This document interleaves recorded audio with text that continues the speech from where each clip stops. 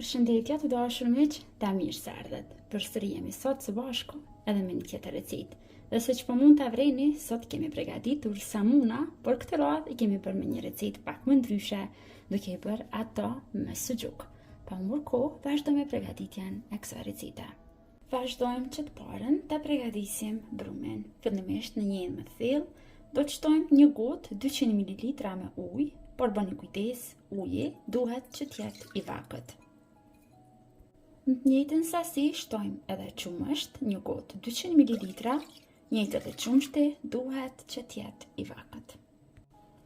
Do të përdor moja buke në pluhur 7 gram, mund të përdorni edhe moja buke të thotë të freskët, nëse përdorni nga e freskëta, do të shtoni 14 gram. Gjithmonë, për të aktivizuar më shpejt mojën e bukës, do të shtoni pak sheqer, një lugë çaji me sheqer, dhe përzijeni mirë. Zakonisht unë preferoj që ta lejoj mojën e bukës një herë të aktivizohet këtu me ujin dhe me qumshtin, dhe pastaj të vazhdoj që të shtoj produktet e tjera. Dhe pas 2-3 minutave që moja ka pushuar, vazhdojmë tani që ta shtojmë mielin.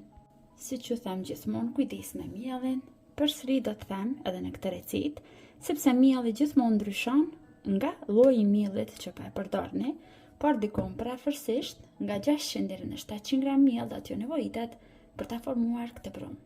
Vazhdojmë me një herë që ta shtojmë edhe një lugë të mesme me kryp, dhe tani me dorë vazhdojmë ngjeshim në këtë mënyrë një herë, dhe ngjeshim mirë, e punojmë mirë brumin, duke shtuar miell pak nga pak, derisa të formojmë një brumë mesatarisht të butë.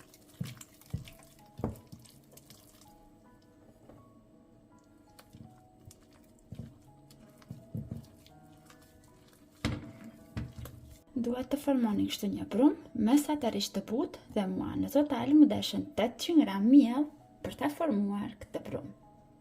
Tani e mbulojmë sipër brumin dhe lejojmë në ambient vome që brumi të pushojë dhe të dyfishohet diku për 30 deri në 35 minuta. Sigurohuni që do t'ju dyfishohet brumi mirë për këtë recetë. Dhe pas diku 35 minutave, brumi është dyfishuar mjaftueshëm, është aktivizuar mirë. Tani është i gatshëm për të vazhduar punën.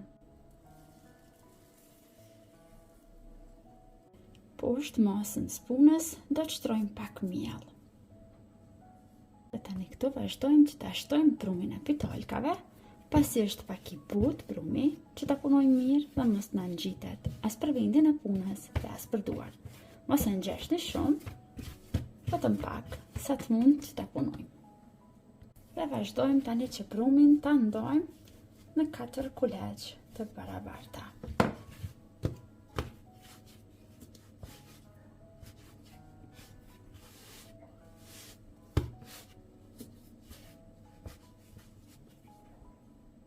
Përsëri u shtojmë shumë pak miell me majë të gishtave dhe vazhdojmë tani edhe një herë që t'i ngjeshim edhe pak, përsëri mos e ngjeshni shumë.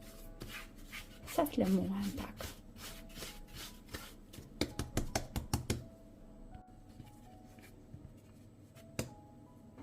Tani marrim një tepsi përpjekje, poshtë tepsisë përpjekje, gjithmonë shtrani letër përpjekje, dhe brumin e përgatitur e vendosim tani në tepsi.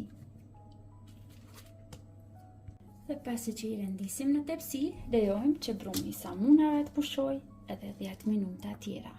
Ndërkohë që brumi pushon, dhe vazhdojmë e bëjmë gati mbushjen.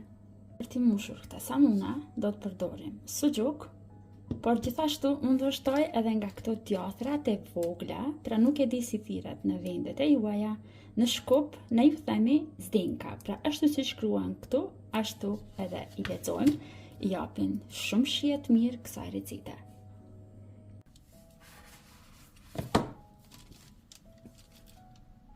Tani që kam pushuar kuleç të mjaftueshëm, afër vetes marrim një enë me ujë, gishtat i bëjmë me ujë, që mos të na ngjiten për duar, dhe vazhdojmë kështu i qilim pak samunat.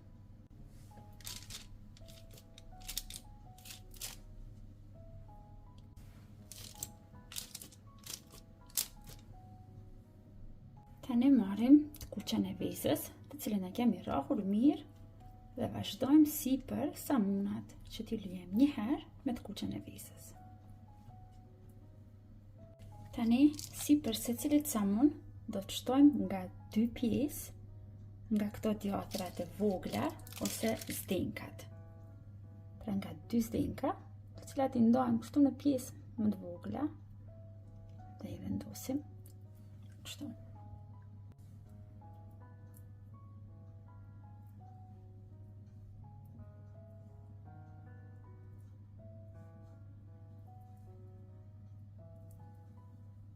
Është koha për ta vendosur suçukun.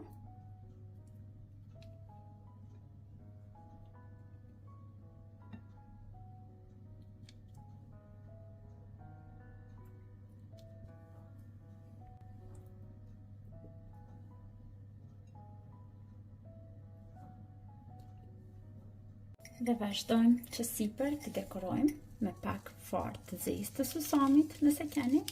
Nëse nuk keni, shtoni vetëm susam të thjeshtë.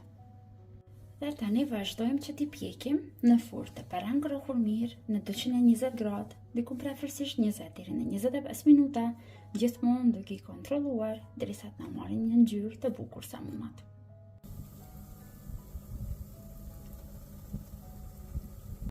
Samunat tani janë pjekur, i kemi gati, vetë sa i kam larguar nga furra. Lejojmë që të ftofen pak, diku për 5 deri në 10 minuta, dhe si gjithmonë, në fund videos të tapi prezantimin e recetës nga afër.